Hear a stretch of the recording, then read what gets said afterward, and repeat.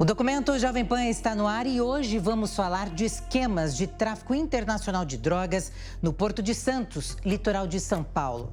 A rota marítima de entorpecentes é o caminho que traficantes e também de quem deveria combater esse tipo de crime.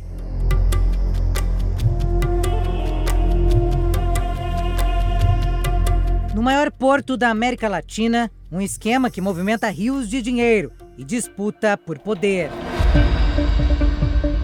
Facções criminosas usam o mar para escoar drogas para o mundo inteiro. Você vai ver no documento Jovem Pan o trabalho incansável das autoridades para combater o tráfico internacional de entorpecentes que não para de crescer no país.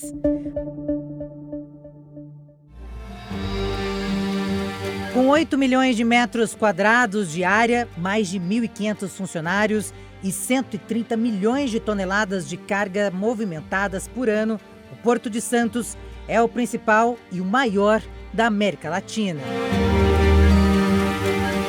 O complexo portuário é um dos pilares da infraestrutura nacional.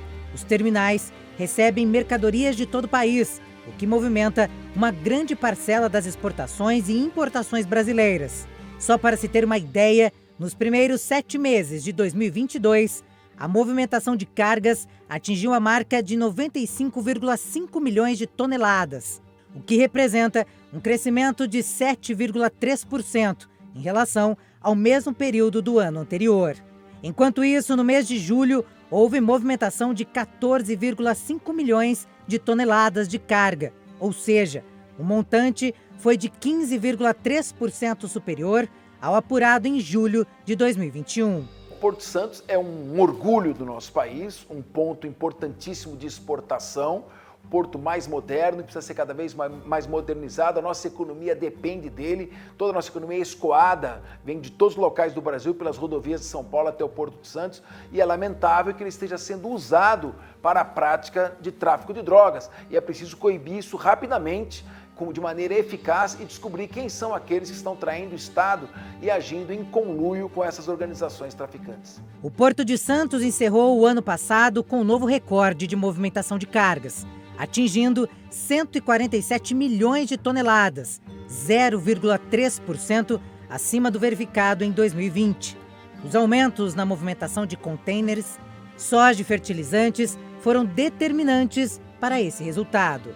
Atracaram no Porto de Santos em 2022 um total de 4.856 navios. Esse número ficou 1% abaixo de 2020. A redução no número de navios, aliado ao aumento na movimentação de cargas, caracterizaram a vinda para Santos de embarcações de maior porte, que permitem uma melhor performance operacional e aumento da produtividade. O porto é gigante, ele tem 51 terminais, ele tem mais do que isso de berços, quer dizer, capacidade para atracação de navios superior a 50 simultaneamente. A localização estratégica fica a 70 quilômetros da região mais industrializada do Hemisfério Sul, onde se situa também o maior mercado consumidor e produtor da América Latina, a região metropolitana de São Paulo. O porto responde por cerca de 25% do comércio internacional do país.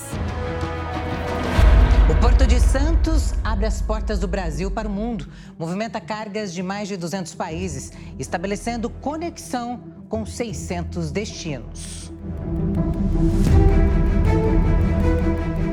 E essa conexão enche os olhos de facções criminosas. O modal marítimo é o caminho para o tráfico internacional de drogas. O Porto de Santos é considerado o maior da América Latina. Ele é responsável pelo comércio brasileiro de uma boa parte do PIB brasileiro. Então, ele é um foco de atração para os grandes traficantes, principalmente os vinculados ao tráfico internacional de drogas, cocaína principalmente. As organizações criminosas, elas utilizam as vastas fronteiras do país para fazer entrar aqui principalmente armas e drogas.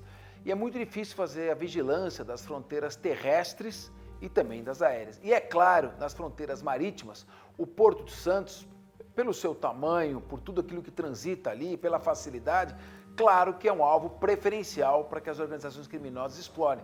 Para isso, ele conta muitas vezes com o apoio de funcionários públicos corruptos, principalmente aqueles de quem se esperaria que fosse fazer uma vigilância e uma prevenção e um combate a esse tipo de crime hediondo. A maior parte da droga sai do país dentro de contêineres, escondida em meio a mercadorias lícitas, como soja, açúcar e café.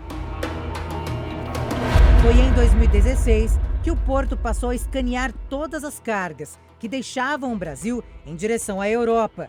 Mesmo assim, a audácia dos criminosos chama a atenção das autoridades.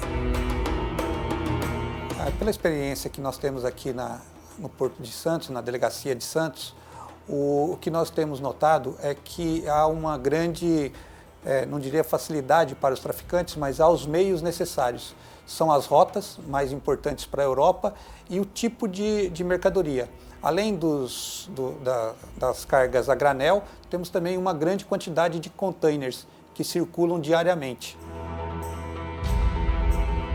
O trabalho é intenso de investigação para combater o tráfico de drogas. A polícia e o Ministério Público descobriram um esquema que eles chamam de crimes de imensa gravidade, como tráfico de drogas e cobrança de propina, cometidos por quem deveria combater tudo isso. Na verdade, da parte da Polícia Federal, nós fizemos uma operação recente com envolvimento de pessoas de outras instituições. Contamos com o apoio irrestrito da Corregedoria da Polícia Civil e passamos também algumas informações para o Ministério Público, que fez valer o seu poder de controle externo da instituição para suas atividades.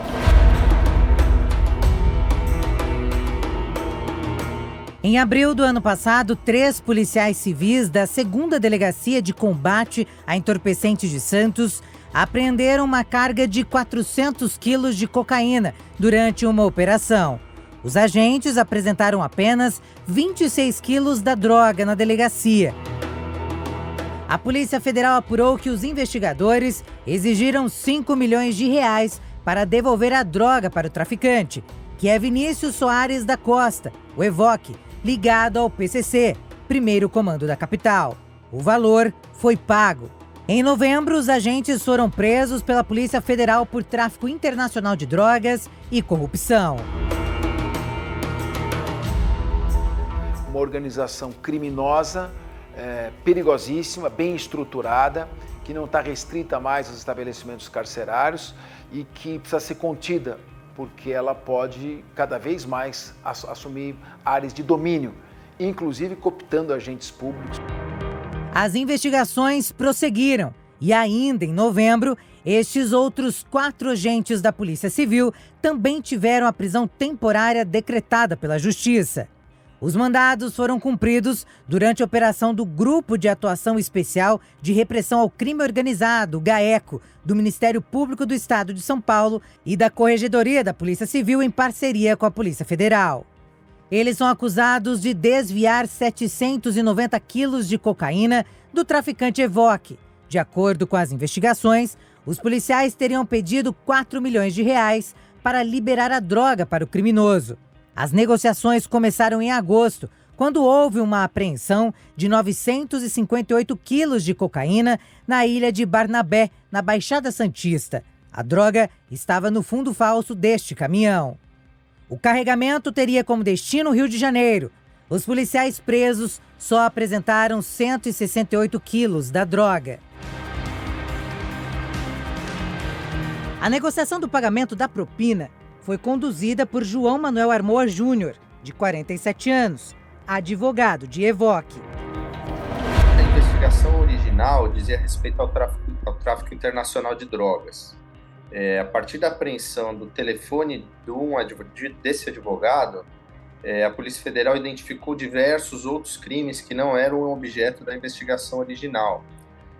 Isso levou à prisão de alguns policiais civis aqui da região da Baixada Santista relacionados ao tráfico internacional E a Polícia Federal identificou também a situação envolvendo o policial Orlando Rolo e os demais parceiros, que não tinha relação com o tráfico internacional. E por isso esse material foi compartilhado com o GAECO. A análise do aparelho celular de Armoa identificou diversas conversas mantidas entre o criminalista e Evoque e também com os policiais. Na verdade, os policiais que deviam estar justamente combatendo o tráfico de drogas, prendendo traficantes, a partir do momento que eles se associam com esses traficantes e efetivamente atuam da mesma forma que eles, vendendo droga, ainda que seja uma revenda para o próprio proprietário, eles passam a atuar como traficantes de droga e a sociedade fica completamente desamparada. Pois é, infelizmente isso não é, um caso isolado. Há anos existem investigações, se prende, se investiga, sempre com a ajuda das corregedorias, policiais que acabam sendo cooptados pelos criminosos. A polícia ela sempre viveu num borderline. Ser policial é viver entre a criminalidade e viver entre os direitos e as garantias de todo cidadão.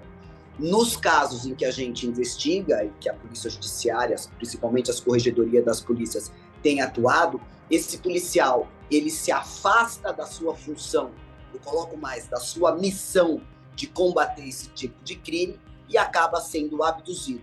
Ao olhar da investigação e ao olhar da justiça, ele não é mais um policial e passa a ser considerado um narcotraficante. Nas mensagens de áudio, Evoque e o advogado falam sobre o prejuízo e que tem provas contra os policiais. É o seguinte, mano. Vocês fizeram o trabalho de vocês. A partir desse momento que vocês preferiram roubar 90% da carga, vocês estão virando ladrão. E agora não adianta vocês quererem pedir acerto em cima do moleque, que eu não sei nem se vocês têm prova. Então tinha drone em cima da operação, tinha um moleque embaixo do caminhão com a GoPro, a mercadoria está toda filmada. Infelizmente, se vocês quiserem tomar esse caminho de querer ele vai tomar o caminho de vocês. Então, ou vocês dão graças a Deus aí que vocês roubaram 90% da carga, vocês vão vender aí e que ele já está assumindo prejuízo de 4,5 milhões com o gringo, ou vocês pegam e vão na de vocês, já sabendo que ele vai na dele também, para não reclamar depois. 4,5 milhões é teu prejuízo porque tu tá colocando no preço da Bolívia, né? Se eles embarcarem e fazerem chegar lá, dá muito mais que isso, né? Que eles roubaram. Em outra mensagem, o advogado avisa Evoque que entregou R$40 mil aos policiais e outras quantias também. Aconteceu o seguinte, estive lá, entreguei os 40, eles falaram que na primeira vez chegou 44 para eles, mais 40 são 84, falta 16, tá faltando 16 mil lá. Com relação ao doutor Fernando que esteve lá, realmente teve lá no dia, entregou 44, eu entreguei 40, são 84, falta 16. Sobre a tua situação, ninguém quer guerra, ninguém tem nada contra você, tem como chegar em você sim. Só que se você está achando que é desse jeito, tudo bem.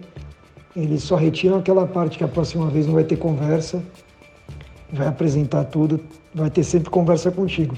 E na mesma conversa, o advogado cita que além da propina exigida, os policiais civis também pediram um café, ou seja, mais propina num prazo de 60 dias. Só que eu consegui essa situação de tranquilizar eles, falando que você aí daqui uns 60 dias manda um café para eles. Só que pergunta deles, doutor, para não ficar o dito pelo não dito, café de quanto? O que é esse café aí?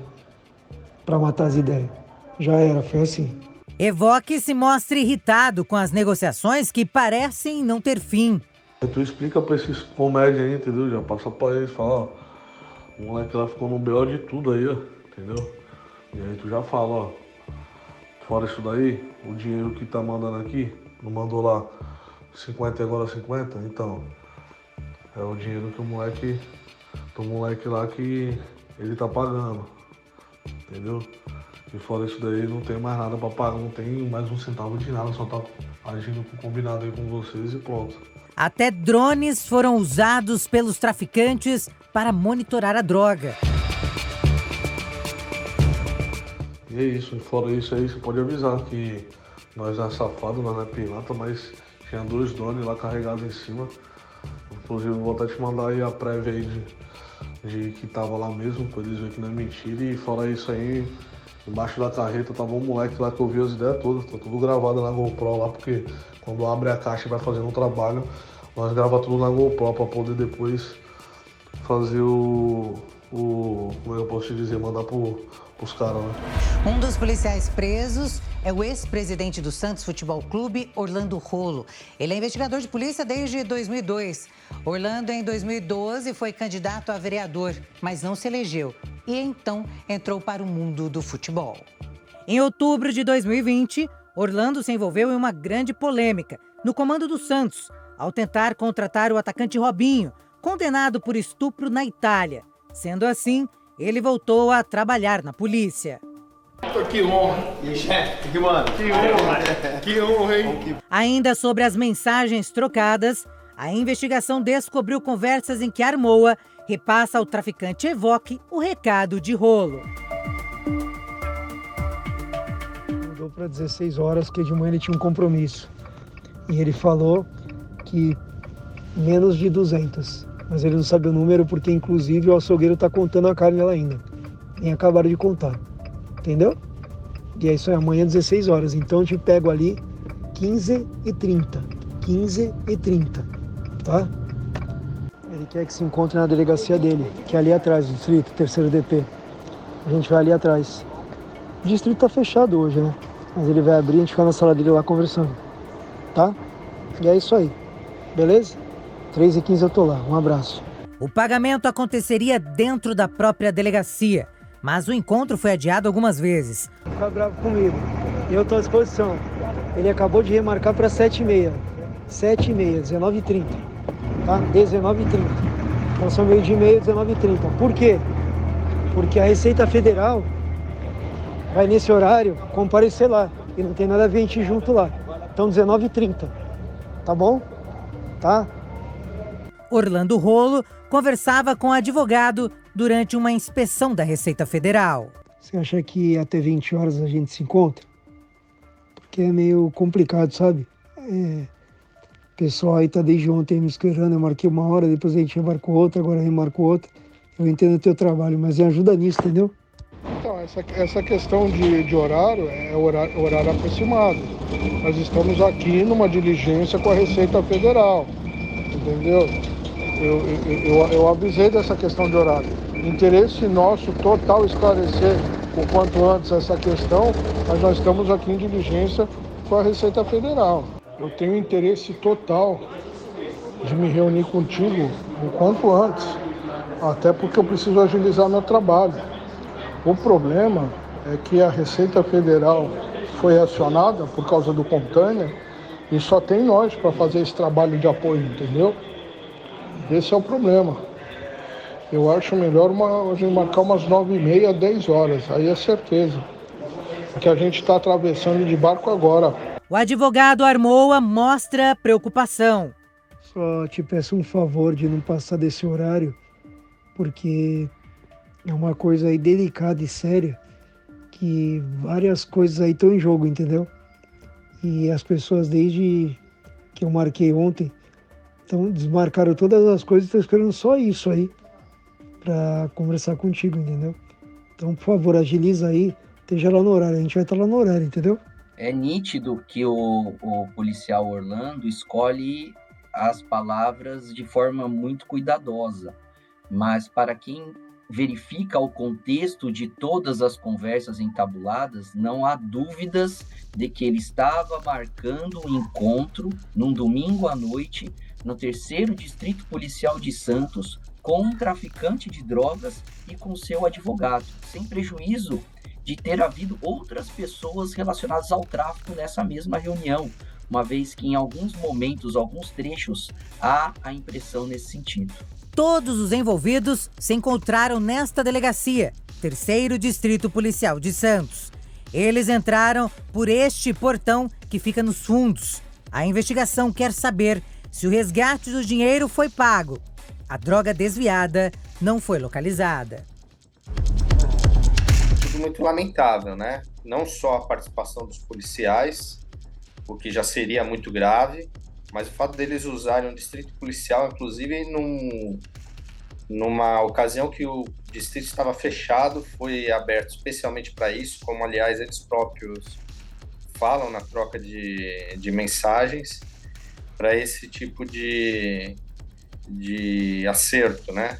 Isso gera um descrédito muito grande na sociedade. O que chamou a atenção das autoridades é a forma despreocupada em que os policiais trocavam mensagens telefônicas e falavam de valores exorbitantes.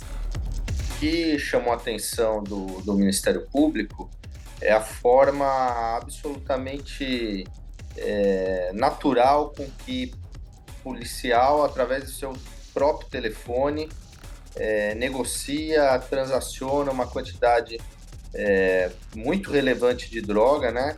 E falam em valores milionários, inclusive, nessas conversas. Mais do que isso, eles usam o próprio distrito policial para fazer as tratativas dessa negociação de droga. Tudo isso chamou muita atenção do Ministério Público. Evoque foi preso em agosto do ano passado em uma operação contra a lavagem de dinheiro do tráfico internacional de drogas. Na ação, a Polícia Federal apreendeu carros, relógios, joias e esmeraldas. Tudo avaliado em R$6 milhões. Um mês depois, o advogado também foi detido. Ele é investigado nos crimes de lavagem de dinheiro proveniente do tráfico e ligação com o narcotraficante André do Rep. E foi com a prisão de Armoa que a polícia teve acesso a todas as mensagens trocadas com o traficante Evoque e com os policiais civis. Rolo e outros 3 policiais civis foram presos durante uma operação que aconteceu há 2 meses. O que um episódio como esse nos leva a pensar é que o crime organizado cresce de uma forma tão evidente, tem o poder, inclusive financeiro, que tem, por conta desse tipo de atuação de maus policiais, né? O narcotraficante Evoque está na penitenciária 2 de Presidente Venceslau, um dos mais fortes redutos do PCC no sistema carcerário de São Paulo. O advogado está em uma unidade prisional em Tremembé, no interior de São Paulo. Durante a audiência de custódia, ele disse ao juiz que não sofreu violência e nem constrangimento. Não, eu fui detido. Minha filha, ela estuda a cerca de 150 metros da minha residência. Eu estava indo a pé, eles aguardaram eu me entregar lá na escola, com educação. Quando eu saí da escola a pé para voltar para casa, para almoçar e trabalhar, eles pegaram, me comunicaram, me abordaram, e dali me levaram para a porta do prédio. Fiquei sentado ali por cerca de 1 hora aguardando a prerrogativa. A prerrogativa chegou, eles tiveram dificuldade de encontrar 2 testemunhas, localizaram 2 testemunhas no conversa à frente. Eu franqueei, eles tinham mandado, mas não houve necessidade de violência, nada. Eu abri a porta, que ela tem senha, e fui explicando. Eles me perguntavam o que era cada coisa ali. E ainda fez alguns pedidos ao magistrado. Tenho 47 anos, trabalho há 22 anos como advogado, e a única coisa que eu requeiro como cidadão nem como advogado é que seja devidamente analisado e fundamentado. Se não pode ser aplicada alguma medida cautelar, porque a minha ex-esposa não trabalha. Eu tenho uma filha de 9 anos e um menino de 23 anos também, que eu registrei como pai afetivo. Que quem dá o sustento de todos eles sou eu. Minha mãe tem 76 anos, também é viúva. E eu, durante a minha vida, sempre fui regrado, trabalhei, sou advogado há 22 anos. Então, eu pediria ao senhor que analisasse alguma medida substitutiva da preventiva cautelar, ou até mesmo monitoramento eletrônico, uma prisão domiciliar, se assim o senhor entender, ser alguma medida diversa da prisão. Isso que eu peço ao senhor. Armoa questionou a prisão. Então aqui, eu não estou me colocando que eu estou acima da lei, sou doutor, advogado, não posso ser preso. Primeiro que eu não sou doutor, sou bacharel em ciências jurídicas, advoguei 22 anos, tô nativa ainda, minha OAB não foi suspensa nem cassada, eu tô preso, o despacho que foi dado para me prender ao lado de preso comum e ao lado de preso condenado não está sendo respeitado e eu corro sim risco de vida. Ressalto que os funcionários aqui, diretoria daqui, são pessoas que me tratam com muito respeito e educação, só que eu não me sinto à vontade de caminhar no banho de sol, de ficar num pavilhão onde para presos que tem como inimigo bandido do PCC e para presos como policial civil, que me vê como cagueta, podem tentar contra a minha vida. Eu tenho absoluta certeza que já tive em inúmeros momentos em situação contrária, hoje eu estou como preso, assim como advogado já compareci ao GAECO, não tenho nada contra, a assinatura aqui vem do Dr. Silvio, do Dr. Hélio e do senhor, eu só espero o cumprimento da lei, o devido processo legal, eu tenho um advogado que eu contratei, confio, e eu espero isso, né, que o Ministério Público atue da forma custos legis, né, que não me veja como uma pessoa que vai fazer agora justiça para os advogados que não prestam. Que, como o senhor falou, a gente conversou antes aqui numa conversa muito agradável, educada, sou mais uma pessoa à margem da lei. Se tiver prova, o senhor faz o trabalho do senhor. Se não tiver, agora o que eu peço é que dentro do trabalho do senhor, se o senhor puder me fazer ficar recolhido conforme a lei, a minha prerrogativa diz, isso eu acho justiça da mesma forma se o Poder Judiciário ao final entender que eu tenho que cumprir alguma pena, doutor. Teve o trânsito, vai para algum penitenciário. Na oitiva dos policiais envolvidos nos crimes, alguns preferiram o silêncio. Vou permanecer em silêncio, obedecendo a orientação do meu advogado. Eu vou permanecer em silêncio.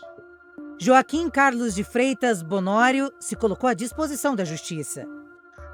Doutor, respeito muito o trabalho de vocês, tá? Cara, queria muito falar, velho. Queria muito falar para me provar a minha inocência nisso tudo aí. Tá. Mas nessa situação eu vou me dar o direito de ficar quieto, porque eu não sei o que está acontecendo, o Alex devia estar aqui e eu vou, infelizmente, entrar em contato com ele para depois ver como é que fica. Mas eu queria muito falar para provar a minha inocência, para ter certeza disso. Orlando decidiu mostrar interesse em colaborar com as investigações e provocou a polícia. Eu gostaria de permanecer em silêncio, mas eu gostaria de uma breve explicação, se me for permitido. Claro. Que a todo tempo é do meu total interesse colaborar com esta investigação. Tanto é verdade que eu entreguei o meu telefone com a senha de desbloqueio, meu telefone que eu uso habitualmente, que eu uso sempre. Quando a Polícia Federal elencou de forma infantil 3 endereços errados meus, eu falo de forma infantil, doutor, desculpe a expressão, porque não vejo como um policial pode investigar um alvo e não saber sequer onde ele mora. Eu mesmo, ao telefone com a minha mãe, eu passei o meu endereço para ela, porque obviamente ela sabia onde eu morava, mas não tinha o meu endereço, e pedi para que lá fossem, como o senhor foi, e eu franqueei a entrada na minha casa para que pudessem adentrar, mas não houve interesse nesse sentido. Então eu tenho total interesse de colaborar com as investigações, tenho muita informação para passar para os senhores, repito, eu quero colaborar não só nesse caso, como em outros casos também, tenho informações sobre tráfico de drogas, tráfico internacional envolvendo outras questões, quero muito colaborar. Basicamente, todos dizem que desejam colaborar, mas que não falariam especificamente dos fatos, porque não teriam tido tempo hábil para analisar as provas colhidas até o momento. No seu interrogatório, o policial Orlando se oferece para repassar informações, mas efetivamente nada apresenta, prefere se manter em silêncio. A defesa dos policiais afirmou que os clientes são inocentes e que a prisão é uma retaliação por conta das apreensões que esses policiais fizeram. Essa não é a primeira vez que esquema como esse é descoberto pelas autoridades. O Porto de Santos ancora uma gigantesca estrutura do tráfico de drogas. tanto a participação de advogados quanto o envolvimento de policiais são fatores assim que nos fazem apenas lamentar, né?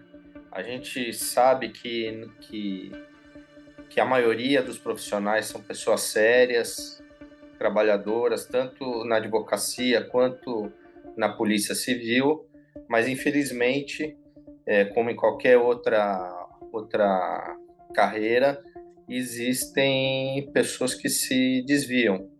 Então a gente lamenta muito quando a gente se depara com esse tipo de situação. Este é um fenômeno mundial, não é um fenômeno nacional e não é restrito a uma ou outra força policial. É o contato do agente público diretamente com o produto do crime, vendo ali uma grande possibilidade de lucro fácil, lucro imediato e de uma ascensão social e financeira imediata.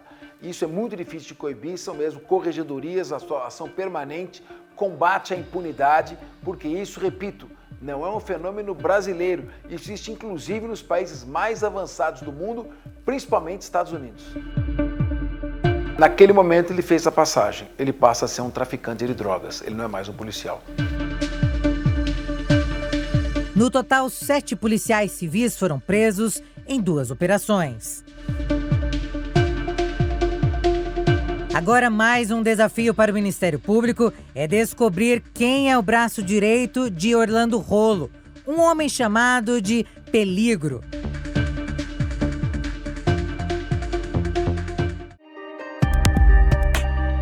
O Porto de Santos é há mais de 10 anos a principal porta de embarque no Brasil de toneladas de cocaína destinadas a países europeus.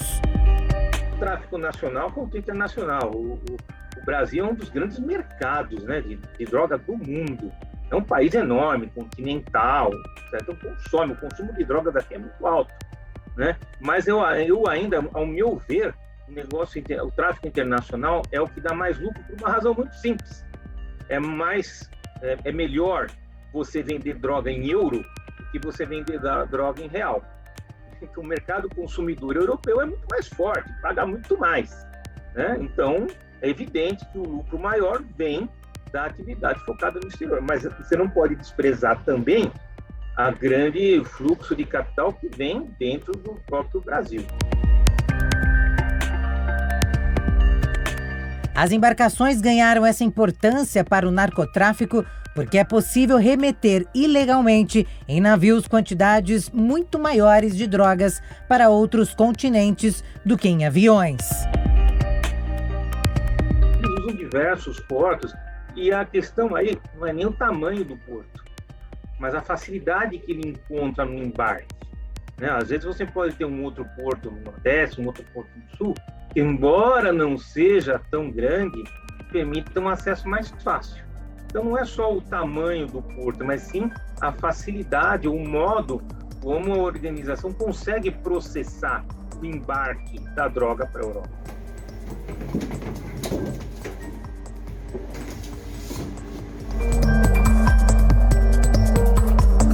Tem que haver um envolvimento urgente das Forças Armadas para proteger as fronteiras do país. A Polícia Federal, ela não tem um número suficiente de membros para poder vigiar todas as fronteiras, sobretudo não só as fronteiras terrestres, os aeroportos clandestinos, os pontos de atracamento de embarcações. Para isso é necessário, imprescindível, Marinha, Exército e Aeronáutica atuando em sintonia com a Polícia Federal, mas ao mesmo tempo com um número muito pequeno de pessoas sendo detentoras da informação da operação, para evitar que seja vazada tal informação. Em 2010, a polícia italiana deflagrou uma operação que culminou com 4 grandes apreensões de cocaína nos portos de Valência, na Espanha, na Itália e em Portugal. Começava aí a preocupação das autoridades brasileiras sobre o tráfico internacional de drogas, principalmente com o domínio do PCC, primeiro comando da capital. 2010 em diante, principalmente de 2015 para frente, eles se estabeleceram no tráfico internacional e hoje são considerados uma organização criminosa que a gente pode classificar de matiz mafiosa. O PCC é uma máfia hoje, uma grande organização criminosa internacional, que se dedica hoje quase que exclusivamente a esse tráfico de entorpecentes. O PCC, maior facção criminosa da América do Sul, dominou a logística do embarque de cocaína em Santos, fazendo o transporte de países produtores como o Peru, Bolívia e a Colômbia. Você precisa atualizar a ação da polícia para que ela possa acompanhar os passos das organizações criminosas. Por quê? Porque as organizações criminosas evoluem. O PCC de hoje é muito diferente, é radicalmente diferente do PCC do início, quando ele se formou. Então, se você podia combinar, você podia combater o PCC naquela época da maneira como você faz hoje? Não, porque ele não era o que é hoje, ele é tráfico. Naquela época ele não era tráfico. Então, é preciso entender a evolução da sociedade criminosa e desenvolver, aperfeiçoar os meios de combate. Assim como eu calculo que no futuro, o modo como nós estamos fazendo hoje vai ser superado e assim por diante.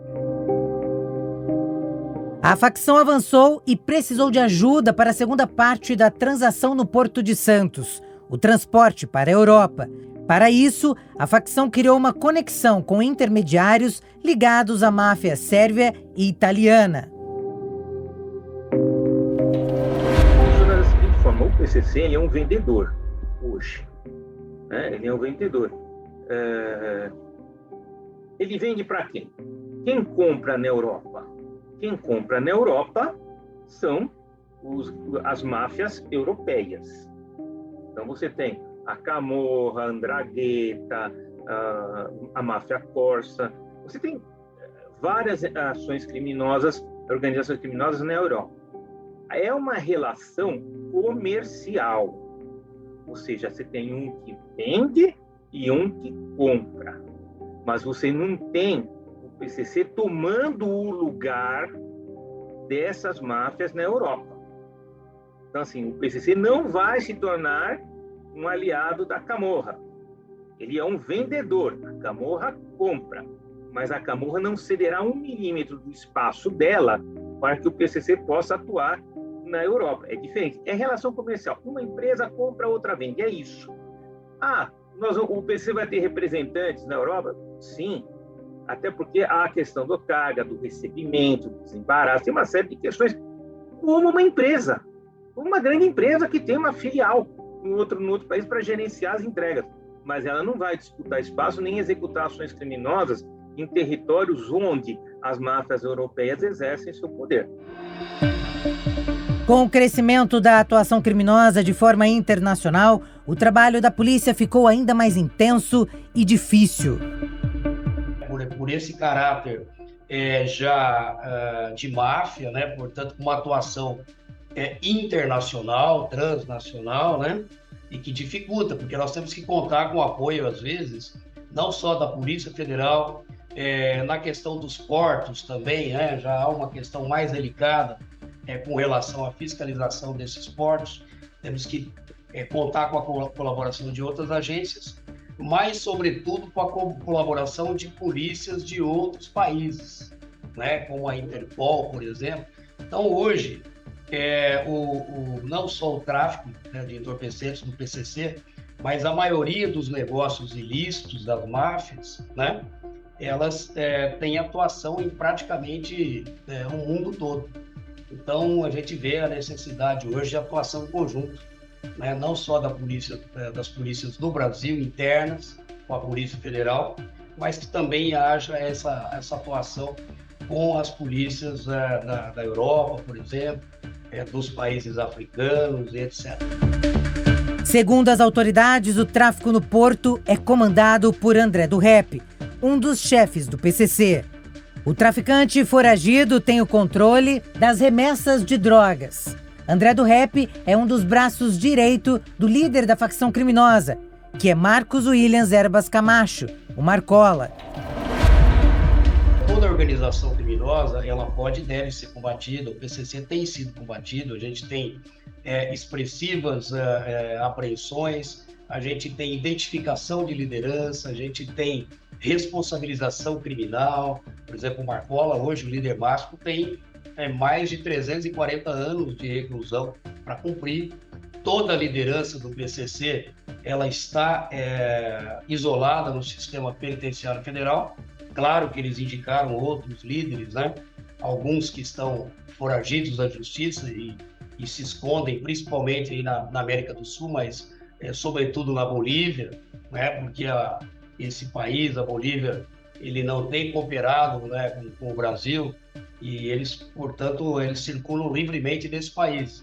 Agora, pode e deve ser combatido, né? Eu não acredito que o PCC vai terminar, né? Mas a gente deve combater, sim. A gente precisa evitar que ele cresça, né? E a gente precisa também da colaboração, como eu disse, não só interna de todas as polícias, porque hoje é um problema não só do Estado de São Paulo, é um problema nacional, mas a gente precisa da colaboração dos países, sobretudo aqui da América do Sul, né, para que a gente haja conjuntamente, porque isso já é um problema no Paraguai, já é um problema na Bolívia, já é problema na Argentina, por exemplo, ou seja, em vários países aqui da América do Sul, o PCC tem crescido e se tornado um problema, inclusive, né, se tornando aí hegemônico em relação às facções locais, como está acontecendo no Paraguai. Então, a gente precisa de uma união de esforços, né, de um combate mais, vamos dizer, um combate mais efetivo e integrado, né, não só das polícias nacionais, mas também aqui em parceria, sobretudo aqui com os países da América do Sul. André do Rep uniu-se à mais poderosa máfia da Europa, a 'Ndrangheta, da Itália, para em seguida procurar construir sua própria rede de distribuição de entorpecente. O criminoso e seu colega Gilberto Aparecido dos Santos, o Fuminho, tornaram-se os maiores barões da droga do Brasil. Eles são responsáveis pela Sintonia do Tomate, o setor do tráfico internacional de drogas do PCC. A facção tem à sua disposição doleiros para mandar para o Paraguai e Bolívia o dinheiro recebido pelo embarque da droga no Porto de Santos, principal centro da operação do grupo. Os portos marítimos brasileiros hoje são pontos de passagem fundamentais na rota do tráfico. Narcotraficantes corrompem trabalhadores portuários, recheiam contêineres com drogas e tentam burlar o sistema de raio-x. Na medida em que os criminosos vão se fortalecendo, que há uma organização que é uma verdadeira multinacional, o ser humano é falível, o ser humano tem necessidades, em que uma empresa criminosa desse tamanho vai lá e consegue assediar certamente funcionários públicos, colaboradores e, portanto, com ofertas e com valores importantes que são valores que alteram a vida dessas pessoas, né? Conseguem ali cooptar pessoas que são trabalhadoras normais, que vivem a sua vida normal, mas agora vem uma possibilidade diferente de ascensão e acabam se submetendo a essas situações e com isso, efetivamente, nós temos uma realidade triste, porque esse crime realmente tomou o corpo todo e tem, portanto, células em todos os lugares. Células que fazem parte já da entidade criminosa e outras que aceitam participar em certas situações para um benefício financeiro e aí submetem à prática da corrupção. A tática mais comum dos criminosos é colocar droga em meio a mercadorias regulares, que são exportadas por empresas idôneas sem seu conhecimento. Uma outra prática comum dos narcotraficantes é subornar motoristas de caminhão que transportam contêineres até o porto, para que mudem de rota e se encontrem com traficantes. O contêiner é então aberto de uma forma que não viola seu lacre e a droga é escondida. A polícia já flagrou estivadores com cocaína escondida embaixo da camisa e segurança com drogas. Bom, assim, a gente deixar bem claro que o PCC não tem a exclusividade, né, do tráfico internacional de cocaína para a Europa. A gente tem nesse ramo de negócio grandes narcotraficantes, né? Inclusive organizações criminosas até internacionais que atuam aqui também e agem, né, no Porto de Santos. Mas o PCC hoje ele está estabelecido principalmente nesse local, né, no Porto de Santos, está ramificado ali através de algumas empresas de importação, exportação. Ele conta com uma logística também, às vezes, aí de corrupção de agentes públicos ou mesmo de cooptação de tripulantes, né, de navios estrangeiros. E, portanto, ele conseguiu aí crescer nesse ambiente de negócio ilícito e hoje realmente é uma das organizações aí que mais está mandando, né, ou traficando droga para a Europa, em consórcio com outras organizações criminosas internacionais. E aí eu faria a alusão principalmente às máfias italianas, né, a 'Ndrangheta, por exemplo, que já há uma ligação muito forte, que talvez seja a maior máfia do mundo hoje, nesse ramo de negócio, e o PCC está associado a ela, portanto, também pode-se considerar aí um dos maiores aí, responsáveis pelo envio de cocaína produzida aí nos países andinos, passando pelo Brasil para o continente europeu. E ao longo dos anos, a facção criminosa passou a tornar o processo de envio de drogas para os países mais fácil. Os criminosos criaram empresas de logística. No ano passado, técnicos da Receita Federal detectaram 3 carregamentos de cocaína, totalizando quase 2 toneladas da droga, escondidos em cargas de açúcar. Neste ano, equipes da Receita Federal, Polícia Federal e Marinha do Brasil realizaram uma operação de prevenção ao tráfico internacional de drogas na área de Fundeio do Porto de Santos. Foi efetuado um mergulho de inspeção em um navio carregado com celulose, que teria como destino a Turquia e a Itália. A suspeita era que tinha cocaína escondida no compartimento situado abaixo do nível da água. Foram localizados 293 quilos de drogas. Para ocultar a droga neste compartimento, é necessário o uso de mergulhadores.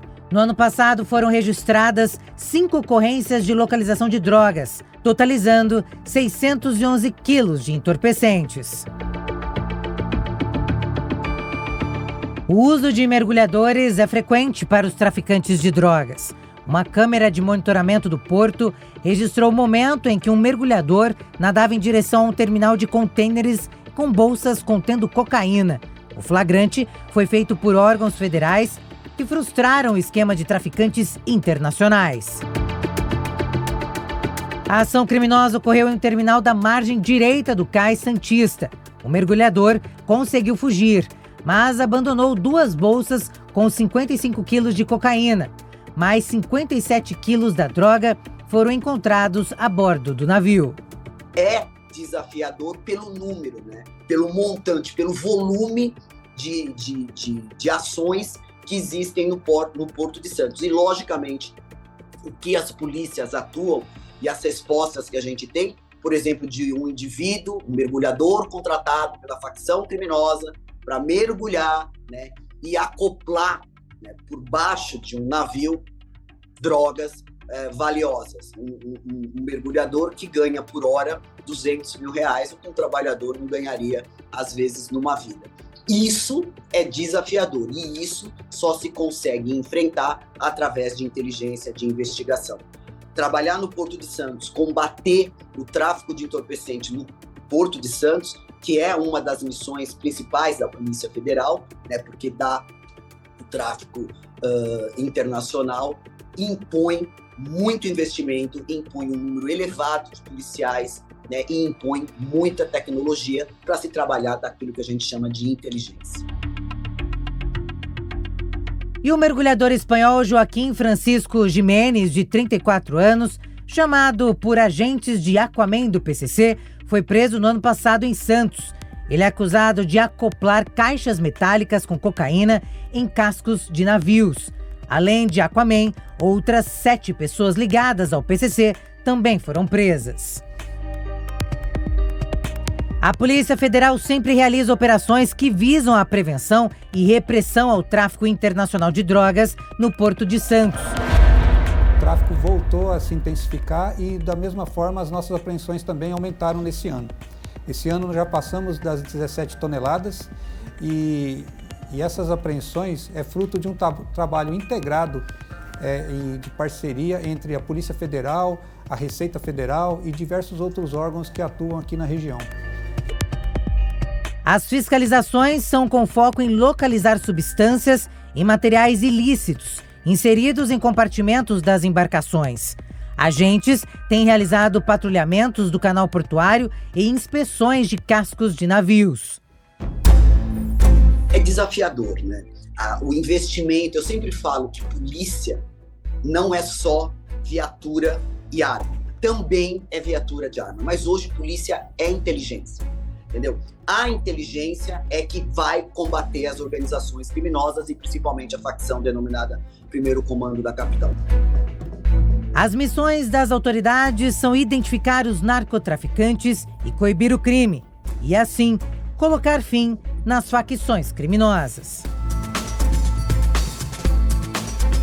O Porto é uma fronteira gigante do Brasil com o restante do mundo. A grande parte da produção brasileira, grande parte do PIB brasileiro passa por aqui e isso dá várias possibilidades aos criminosos para utilizarem esses meios para intensificar a sua atividade criminosa.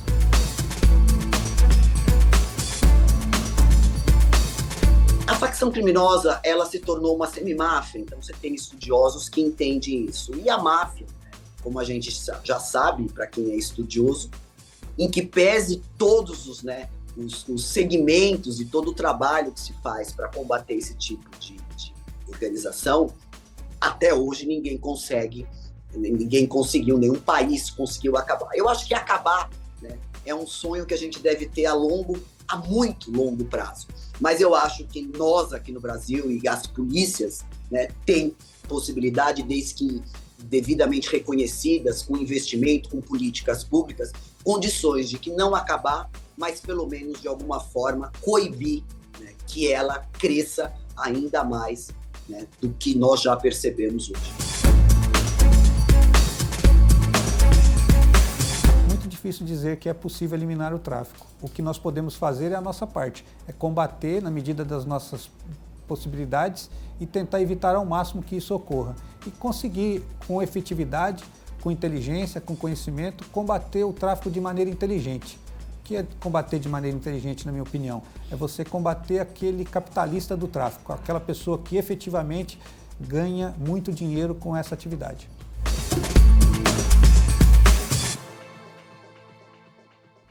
E o documento Jovem Pan fica por aqui. Todos os programas você pode assistir no canal do YouTube da Jovem Pan. Até o nosso próximo encontro.